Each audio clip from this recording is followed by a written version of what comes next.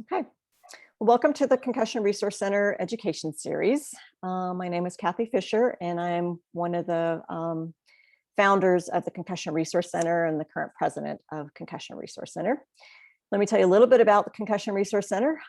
We provide resources to those who've had concussions, a variety of resources, one being this education series that we're now doing quarterly. We also provide an iRest series. It's on a weekly basis at 5 p.m. on Wednesdays. It's free to those who've had concussions and family members. And if you want to know more about that, you can go to our website, which is concussionresourcecenter.org, or I'd be happy to answer questions. We also do a community walk series where people get together and be able to walk at Story Mill Park. We're going to start that again at the end of May. Obviously, we didn't do it through the winter. We also provide resources just for call in as far as if people are questioning or have questions about concussion and what those resources might be. We're beginning a resource page on our website, listing resources in our community for people who've had concussions. And we also, like I said, are available to answer questions if people have questions about concussion and how to best way or ideas of ways for recovery and to maximize their functioning. So with that said, and I guess backing up on that, we try to have all the resources to be free to those who are participating who've had concussions or their family members. So with that said, I'm excited to announce and hear about this presentation tonight. So Stephen Blair is the owner and primary facilitator of services at Evolution of Balance in Bozeman, Montana. He's a doctor of chiropractic and registered yoga teacher and a Yoga Alliance continuing education provider. Some of his education includes Doctor of Chiropractic degree from the University of Western States in Portland, Oregon. Bachelor of Science degree in Montana State University in Bozeman, Montana, majoring in cell biology and neuroscience with biomedical focus. He's also 200-hour therapy-focused yoga teacher training through Essential Low Back Yoga Therapy training and a leading yoga therapist and researcher. And then he also has a 300-hour Foundation of Yoga Therapy training, which was with Robin Rothenberg and Associates Yoga Teacher Training to help people who have experienced concussions, brain injuries, traumatic brain injury, which is great to see someone who has that specific experience. He's a certified medical examiner, an additional certification required of healthcare providers to offer Department of Transportation physicals and other comprehensive physical examinations, and cultural competency and diversity trainings, including open to all training through Bridger Care, helping to be a welcoming and supportive environment for LGBTQ and community. So Dr. Blair has been living in the greater Yellowstone, Bozeman area since 1992. He raises children here, now young adults, and is gratefully married to the love of his life, best friend, adventure partner extraordinaire. Though he has experienced head injury concussions of his own, he has nearly completely recovered, has navigated his education, continues to ski, climb, bike, and hike in our outdoor playground. So thank you. Looking forward to hearing what you have to present tonight. I'll turn it over to you. Well, thank you, Kathy. It's a pleasure to be sharing and to be part of the concussion resource community. I really value the service you guys offer to our community and everybody in general. So thank you also. Yeah, so we mentioned, I've had head injuries. I've had a concussion, multiple, and I do still suffer from some light sensitivity. I'd say that's my most intense symptom that I still kind of have to navigate. So as many people watching this may know, concussion symptoms, confusion, headaches, visual changes, whether they're, double or blurred vision or just light sensitivity, which I still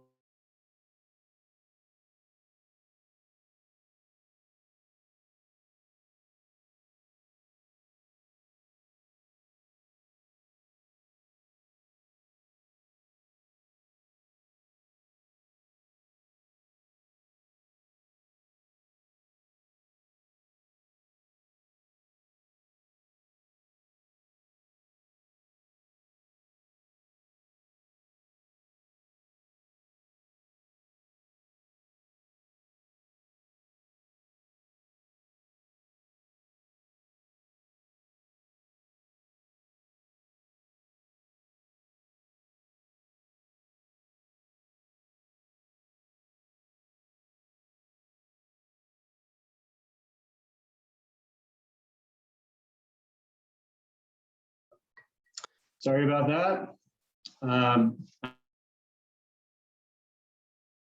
I was saying in my practice, those are things that I see commonly. So, you know, those are what I mentioned are common symptoms, challenges for people who suffer concussions. A lot of times they also experience increased life stresses and challenges associated with that, and everything that goes along with that. And so with that in mind, the way I like to approach healthcare in general, including for people who experience concussions, is what I like to refer to, what's been referred to as biopsychosocial form of healthcare. You know, just the really the idea that, you know, we're whole beings. It's our physical body, our emotional state, our habits and patterns, are the things we do with life, all contribute to the full package of what we experience as health. And so if we're experiencing chronic pain in our body, it is fairly common emotionally to feel a little depressed. If we aren't sleeping well, it may contribute to physical symptoms. If we're dehydrated, we could experience tightness. So on and so forth. Our physical body, our emotional selves, our choices in our social lives contribute to a full package of health. And so as a healthcare provider, I think it's important to have those discussions with people, have them understand their own health habits and patterns, and how they contribute to their symptoms. So I'm going to share my perspective, and so when I say that, I guess I'd also like to let you know that there's just lots and lots of different chiropractic techniques, different philosophies, and that extends into yoga also. There's many different traditions and lineages in yoga, and so I'll just share things from my perspective, and I'd like to start just by kind of letting you know what chiropractic is, because a lot of people have a lot of different opinions. And so from my perspective, chiropractic is a natural form of healthcare. The intention is to create an environment inside of our body for healing and wellness. Classically speaking, the primary focus of chiropractic is to improve motion and alignment in the body. And the idea is that when we do that, nerve conduction improves, our circulation improves, our body moves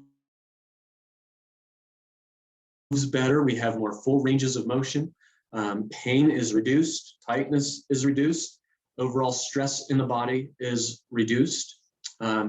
Secondarily speaking, you know, and into the, you know, the biopsychosocial perspective on health, we help people with their posture. We have discussions around nutrition. We have discussions around sleep and how to improve people's sleep. You know, if people's basic life necessities aren't taken care of, it's really hard to heal. And so helping people assess those things is really important. Promoting any of the health practices that promote health can further take stress out of the system. I think that concussions can also be viewed as miscommunication in our system, whether it's from brain to the body or just within the brain. The nervous system is just a bunch of connections and pathways. And so when we can reduce our stresses, when we can improve communication along those pathways, we're able to heal better. And that's a big focus in chiropractic. Classically speaking, you know, old chiropractors, they focused on making the body nice and straight and having great alignment. I personally feel that, you know, motion is the better indicator. Somebody can have scoliosis in their spine, and it's not so much about pounding somebody into ideal alignment as much as it is if we can keep people moving, breathing, navigating life in ease with healthy motion, usually they're going to feel well. And so that's a big part of the way I focus on chiropractic. For people who've suffered a concussion, they may not respond well to the typical chiropractic adjustment. So I'm leaping to treatment here. Chiropractic is often associated with some sort of manipulation or adjustment in order to improve alignment or specific motion between joints. I try to do that in a very gentle way, really with all patients, but concussion patients in particular, I like to try to reduce fast, jarring type motions. And so maybe a tool or just really making sure I'm checking in with people is the appropriate way to improve misalignments or restrictions to motion. Other things that I like to try to do in my office is shift the light so that maybe it isn't so intense. Light sensitivity is a big part of things. I don't have music going in my office. And part of that is, just to reduce the overall static. A lot of times when we have a concussion, it's almost like there's this threshold. And the closer we are to being at a threshold, the easier it is for us to feel overwhelmed. And so increased sound, increased light sensitivity, increased pain, those things all kind of contribute to our experiences. And so if we can reduce some of those things, we're more likely to be able to heal. So with chiropractic, I frequently help people with headaches. I frequently help people with neck pain, muscle tension, jaw tension. I will do sometimes in the mouth oral therapy to reduce jaw tension. I help people navigate those things, and I give them almost everybody some stretches and exercises, activities to help themselves. And so the intention is to, again, reduce the overall burden on the system. A lot of times, if I can reduce neck pain, the other concussion symptoms don't seem so intense. And really, I'm saying this about concussion because oftentimes when people suffer concussions, we have a collage of symptoms, and it's really easy to just go over that threshold I was referring to of just feeling overwhelmed by it all. And so if we can reduce some of our stresses, if we can sleep better, if we have less pain, if we have less tightness, then maybe it makes us a little bit more tolerant to some of the other things that seem intolerable. When I was in chiropractic school, we were taught all sorts of stretches, exercises, rehabilitation protocols with the intention of helping patients get better. And as I was learning these things, I quickly realized that almost every single one of the rehabilitation exercises and stretches was a yoga pose. And so that really inspired me to pursue further education in yoga. And so there is a lot of overlap between yoga and the way I wrap my head around chiropractic. First and foremost, yoga is, while commonly thought of as a fitness regimen or stretches and exercises, there is a philosophy that comes with yoga that tightly matches that biopsychosocial model of healthcare. The reality that we are whole beings and not just the muscles that feel tight, not just the part of our body that aches. And so with that, yoga is, as a practice, as a philosophy, really an effort to be present in the now moment. It's an effort to be present in the now moment without self-judgment, which is a huge challenge. It's an effort to notice, observe our habits and patterns so that we can kind of assess, what serves us and what doesn't. And so that, at least the way I teach and practice yoga, it is usually a very gentle, slow movement, mindful approach that encourages really that self-observation, that self-understanding, and it encourages a reduction in self-judgment.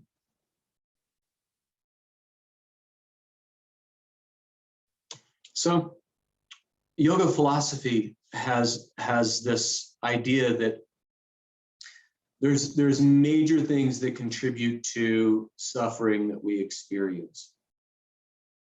Not knowing is one of them, probably the one that contributes most to all of them, right? And so a yoga practice where we're just really noticing our present experience really works towards addressing what we don't know about ourselves, what we don't know about our limitations, and maybe what we don't know that we are capable of. Sometimes when we are suffering physically or emotionally, we get into this space where we don't try, we really just avoid. And so avoidance is one of the other 5 big parts of elements that contribute to suffering. The others are attachment, and followed closely by like ego self-identification. And so, a lot of times when we've experienced concussion, there's capacities that have been taken from us, or that we may feel like we've lost, or at least aren't present in the now. And it's really easy for us to feel like, for me, I'm a climber, but my dizziness, vertigo isn't letting me do that anymore. And when I've had identification to, this is me, this is what I do, this is how I do it, it can really feel hurtful inside to not feel like I'm the person I am, or the person I've always been. And so there's a lot of suffering with those attachments or those identifications, and allowing ourselves to be present with how we are right now is a big part of healing and reducing the suffering that we experience in a moment. And so the 5th thing is fear. Fear, with a concussion, how long are these symptoms going to last? Am I always going to be like this? Am I going to return to my normal self? Am I going to be able to provide for my family? A lot of those times, those fears really crop up and contribute to our suffering, contribute to our anxiety. And so conversations about how we can reduce that, or just noticing, allowing people the space to notice that they have challenges around that, can often allow a lot of softening and a lot of healing to take place. In motion, in breath work, in gentle stretches and exercises, we can notice patterns in our body, areas of tightness, areas of freedom. A lot of times as we allow ourselves the opportunity to move and do rehabilitation, a lot of times we notice sometimes things aren't as bad as we once thought they were. Sometimes if we can let go of some of the fear that is contributing to us not practicing self-care, when we can let go of some of that, we notice maybe,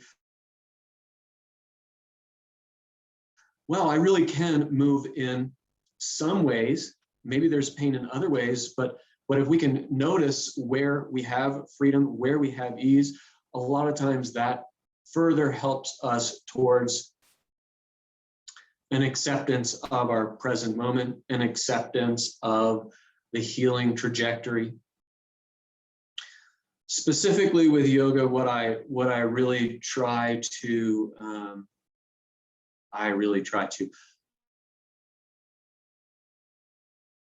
what people often struggle with in yoga, when they've had a concussion, head postures, fast motions, when the head drops below the heart or we rise quickly, a lot of time that can increase symptoms. Oftentimes people who've experienced a concussion struggle with balance. Now, balance rehab can be wonderful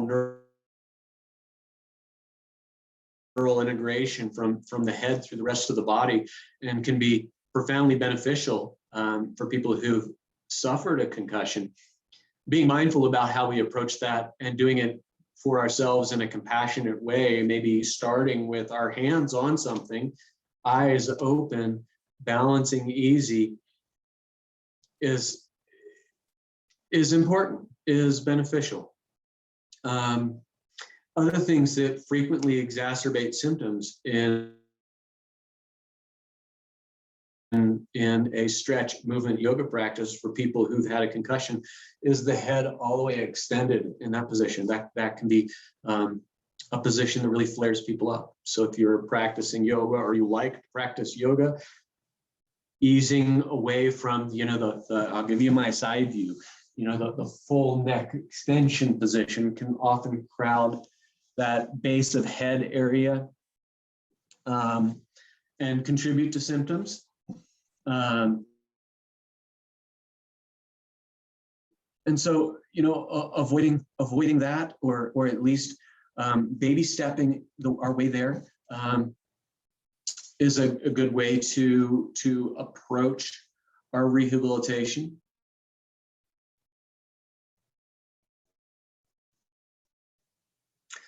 And then so what I teach is, really is as opposed to having people stretch deeply, intensely into postures, with the idea of self-observation, I frequently invite people to kind of move towards their stretch, their tightness, and notice when they start to experience it, and then back off, and kind of play with that boundary, as opposed to, there's the tightness, I'm going to go deeper in that direction. A lot of times when I was mentioning, overall burden on our system and there being a threshold, it's really easy to go from, I'm feeling a little stretch, to I'm going to go deeper. And then all of a sudden you almost feel more flared up.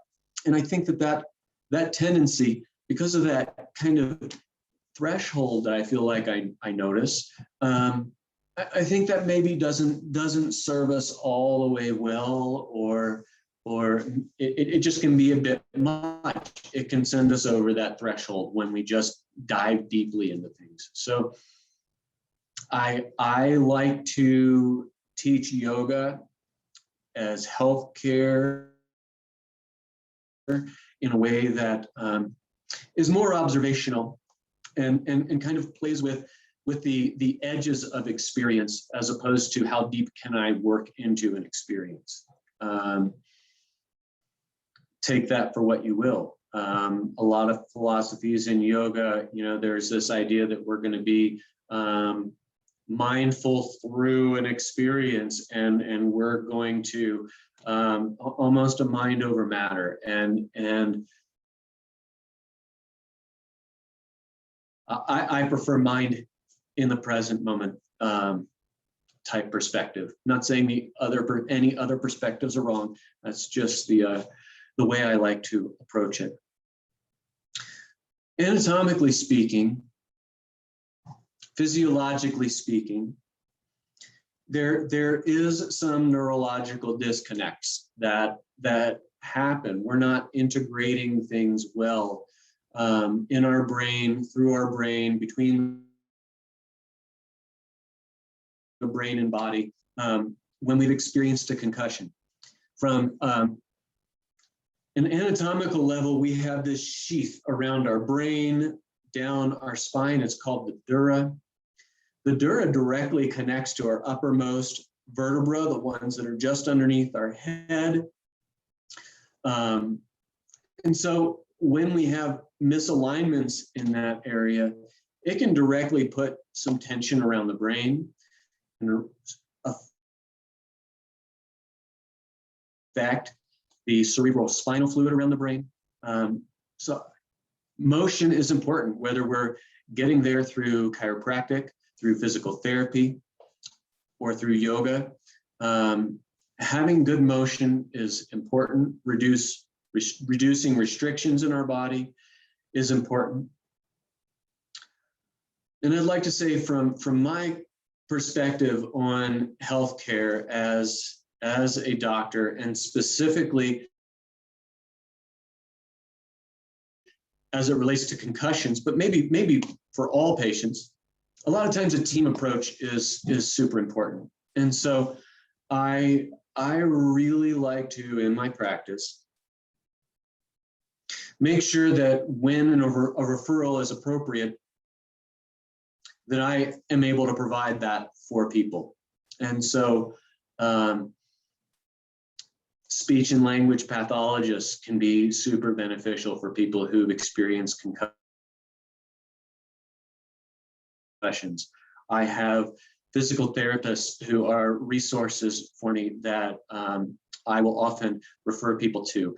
Especially, there are some physical therapists that do vestibular rehabilitation that focuses on, the dizziness, the vertigo, and that sort of things that people experience. So being able to provide people other resources besides just coming in for a chiropractic adjustment, here, do these stretches and exercises, I think is super valuable. I think it is very valuable to offer people the skills, tools, resources to go home and help themselves, to contemplate how they're moving through their daily lives and what they're doing that might be contributing to their experience. And that pertains to almost any condition somebody sees me for, but concussions especially. Do you guys have any questions for me?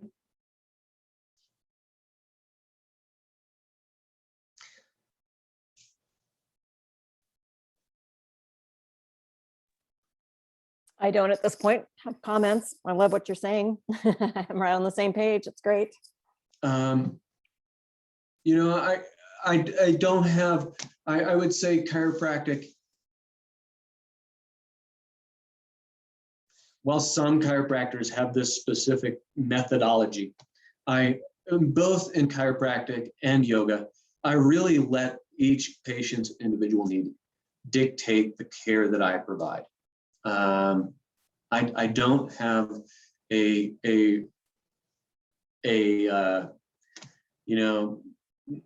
color by dot, way to go about it. Everybody is different. The way they've experienced their injuries is unique, and I really find it valuable to meet people where they need to be met.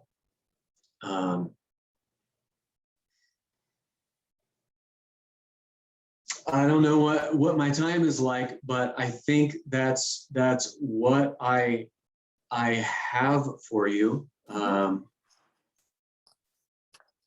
where do you teach yoga at this point in time, and when? Do you have a schedule? Do doing I- live yoga at this point in time? Are you doing Zoom, or what are you doing with that part of it? I do teach public classes Monday and Fridays. What's that? I do teach public yoga classes at the climbing gym. Okay. I teach yoga as physical therapy, basically physical rehabilitation. In my office, that's more of a one-on-one thing. Occasionally, I teach Love Your Brain yoga, and when I've done that, that's been at Yoga Motion, yoga studio here in Bozeman. I guess it's worth noting that I am an in-network insurance provider with all major insurance providers that are available in our area. And so I can use yoga rehabilitation, yoga therapy as physical rehabilitation. If you're coming to see me in my office, we can bill your insurance as physical rehabilitation using yoga therapy. I think I'm one of the very few healthcare providers applying yoga therapy as a billable insurance modality. That's great. So do you find that insurance usually will cover that as far as how you're billing it? I just know some insurances don't cover chiropractic work or others, but it's pretty well covered for people with concussions. What's your experience? Some insurances